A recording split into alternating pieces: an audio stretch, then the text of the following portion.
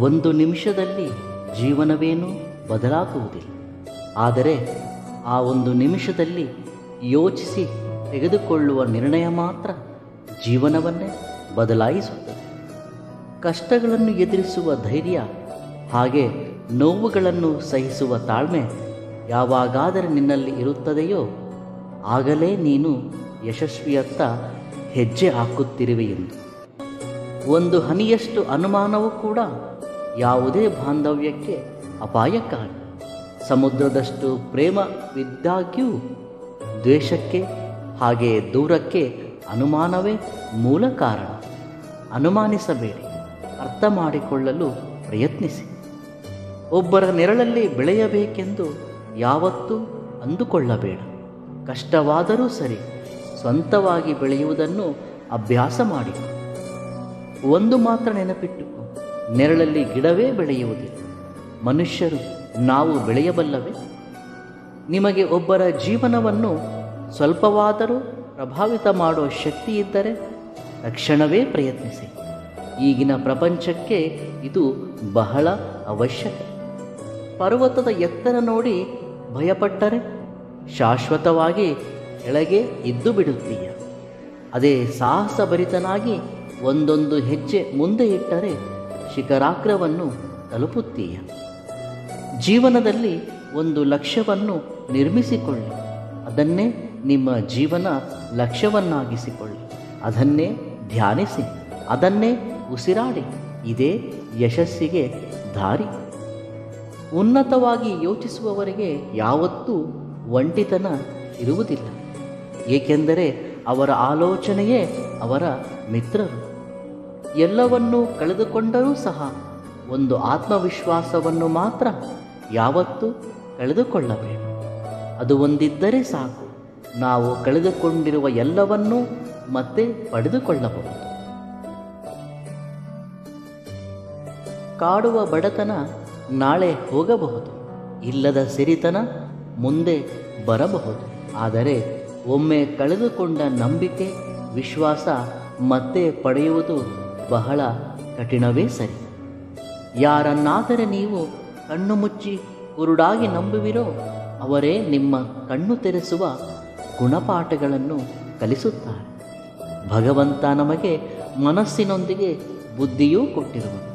ಹೌದು, ಯಾರನ್ನಾದರೆ ನೀವು ಕುರುಡಾಗಿ ನಂಬುವಿರೋ ಅವರಿಂದಲೇ ನೀವು ಮೋಸ ಹೋಗುವ ಸಂಭವವೇ ಹೆಚ್ಚು.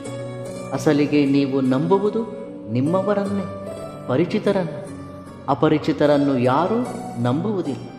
ಪರಿಚಿತರನ್ನು ಮಾತ್ರ ನಂಬಲು ಸಾಧ್ಯ.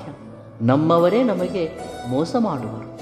ಈ ಬದುಕಲ್ಲಿ ಯಾರಾದರೆ ಮೋಸ ಹೋಗುವಿರೋ ಅವರಲ್ಲಿ ಬಹಳಷ್ಟು ಜನ ತಮ್ಮವರಿಂದಲೇ ಮೋಸ ಹೋಗಿರುವರು. ಅದು ವ್ಯವಹಾರವಾಗಲಿ, ಹಣದ ವಿಚಾರವಾಗಲಿ, ಬಾಂಧವ್ಯವಾಗಲಿ. ಮನುಷ್ಯ ತಮ್ಮವರಿಂದಲೇ ಅನೇಕ ಬಾರಿ ಮೋಸ ಹೋಗುವನು. ಇದು ಕುರುಡಾಗಿ ನಂಬುವುದರ ಪರಿಣಾಮ. ಈ ನನ್ನ ಮಾತುಗಳು ನಿಮ್ಮನ್ನು ಎಚ್ಚರಿಕೆಯ ಗಂಟೆಯನ್ನು ಬಾರಿಸುವ ಪ್ರಯತ್ನವಾಗಿದೆ. ನಂಬಿಕೆ ತಪ್ಪಲ್ಲ, ಕುರುಡಾಗಿ ನಂಬುವುದು ತಪ್ಪು. ಈ ಬದುಕಲ್ಲಿ ಬಾಂಧವ್ಯಕ್ಕೆ ಬೆಲೆಯಿಲ್ಲ. ಒಡ ಹುಟ್ಟಿದವರಿಂದಲೇ ಮೋಸ ಹೋಗುವೆ. ಆಸ್ತಿ ಅಂತಸ್ತಿಗಾಗಿ ಒಳಸಂಚು ರೂಪಿಸುವರು. ಎಚ್ಚರ, ಬಹಳ ಎಚ್ಚರದ ಹೆಜ್ಜೆಯನ್ನಿಡಬೇಕು. ಜಾಣತನ ಮುಖ್ಯ. ನಮ್ಮ ಸುತ್ತಲೂ ಇಂತಹ ಅದೆಷ್ಟೋ ಘಟನೆಗಳು ನಡೆದರೂ ಮನುಷ್ಯ ಇನ್ನೂ ಪಾಠ ಕಲಿಯಲಿಲ್ಲ. ನಿಮ್ಮ ಜೀವನದ ಅನುಭವದಿಂದಲೇ ಪಾಠ ಕಲಿಯುವ ಅಗತ್ಯವಿಲ್ಲ. ಸುತ್ತಲೂ ನಡೆಯುವ ಘಟನೆಗಳಿಂದಲೂ ಪಾಠವನ್ನು ಕಲಿತೂ ಸಹ ಎಚ್ಚರವನ್ನು ವಹಿಸಬಹುದು. ಇನ್ನಾದರೂ ಮೋಸ ಹೋಗಬೇಡ, ಅದಕ್ಕಾಗಿ ಕುಗ್ಗಬೇಡ. ಎಚ್ಚರ ವಹಿಸು. ಜಾಣ ನಡೆಯನ್ನು ಹಾಕುತ್ತಾ ಮುಂದೆ ಸಾಗು. ಇದು ಜೀವನ. ಇಲ್ಲಿ ಯಾರೂ ಆಸರೆಗೆ ಬರುವುದಿಲ್ಲ. ಬರುವುದು ನಮ್ಮ ಜಾಣತನ ಮಾತ್ರ.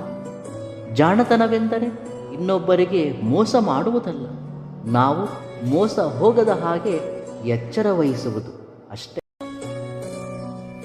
ಜೀವನದಲ್ಲಿ ಅವಶ್ಯಕತೆ ಇದ್ದರೇನೇ ಮಾತನಾಡಿ, ಇಲ್ಲವಾದರೆ ಮೌನವಾಗಿರಿ.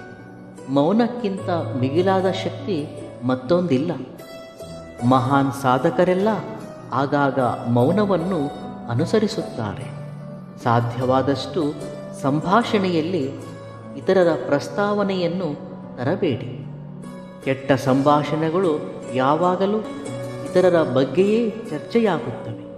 ಒಳ್ಳೆಯ ಸಂಭಾಷಣೆಗಳು ಸಿದ್ಧಾಂತದ ಮೇಲೆ ಚರ್ಚೆಯಾಗುತ್ತವೆ. ಆದಷ್ಟು ಸಂಭಾಷಣೆಗಳು ಒಳ್ಳೆಯ ವಿಷಯದ್ದಾಗಿರಲಿ. ಇದರಿಂದ ಎಲ್ಲರಿಗೂ ಜ್ಞಾನ, ಸಂತೋಷ, ನೆಮ್ಮದಿ ದೊರೆಯುತ್ತದೆ. ಏನೂ ಗೊತ್ತಿಲ್ಲದ ಪ್ರಾಣಿಗಳು ಕೂಡ ನಮ್ಮ ಜೊತೆ ವಿಶ್ವಾಸದಿಂದ ಇರುತ್ತವೆ. ಆದರೆ ಎಲ್ಲ ಗೊತ್ತಿರುವ ಕೆಲವು ಮನುಷ್ಯರು ಮಾತ್ರ ನಂಬಿಸಿ ನಂಬಿಕೆ ದ್ರೋಹವನ್ನು ಮಾಡುತ್ತಿರುವರು. ಶುನಕಕ್ಕೆ ಬಾಲ ಒಂದೇ ಡೊಂಕಾಗಿರುತ್ತದೆ. ಆದರೆ ವಿಶ್ವಾಸದಲ್ಲಿ ಮಾತ್ರ ಅದನ್ನು ಮೀರಿಸಿದ ಜೀವಿ ಮತ್ತೊಂದಿಲ್ಲ. ಕೆಲವು ಮನುಷ್ಯರಿಗೆ ಬುದ್ಧಿ ಡೊಂಕಾಗಿರುತ್ತದೆ. ನಂಬಿದವರನ್ನು ಮುಳುಗಿಸುವುದರಲ್ಲಿ ಅವರನ್ನು ಮೀರಿದವರು ಮತ್ತೊಬ್ಬರಿಲ್ಲ. ಶುನಕಕ್ಕೆ ಇರುವ ಬಾಲವನ್ನು ಸರಿಪಡಿಸಬಹುದೇನೋ, ಆದರೆ ಕೆಲವು ಮನುಷ್ಯರ ಬುದ್ಧಿಯನ್ನು ಮಾತ್ರ ಯಾವತ್ತೂ ಸರಿಪಡಿಸಲಾಗುವುದಿಲ್ಲ. ಯಾವಾಗ ಏನು ನಡೆಯುತ್ತದೆ ಎಂಬುದು ಯಾರ ಕೈಯಲ್ಲೂ ಇರುವುದಿಲ್ಲ. ಆದರೆ ಯಾವಾಗ ಯಾವ ರೀತಿ ವರ್ತಿಸಬೇಕು ಎನ್ನುವ ವಿಚಾರ ಮಾತ್ರ ನಿನ್ನ ಕೈಯಲ್ಲಿರಬೇಕು. ಧೈರ್ಯದಿಂದ ಇರಿ, ಶಾಂತಿಯಿಂದ ಇರಿ, ಸಮಾಧಾನದಿಂದ ಇರಿ. ಖಂಡಿತವಾಗಿಯೂ ಎಲ್ಲವೂ ಒಳ್ಳೆಯದೇ ಆಗುತ್ತದೆ. ಇವೆಲ್ಲವುಗಳಲ್ಲಿ ನಿಮಗಿಷ್ಟವಾದ ಸೂಕ್ತಿಯನ್ನು ಕಾಮೆಂಟ್ ಮುಖಾಂತರ ತಿಳಿಸಿ. ವಿಡಿಯೋ ಇಷ್ಟವಾದಲ್ಲಿ ಸಬ್ಸ್ಕ್ರೈಬ್ ಮಾಡಿ ಮತ್ತು ಲೈಕ್ ಮಾಡಿ. ಧನ್ಯವಾದಗಳು.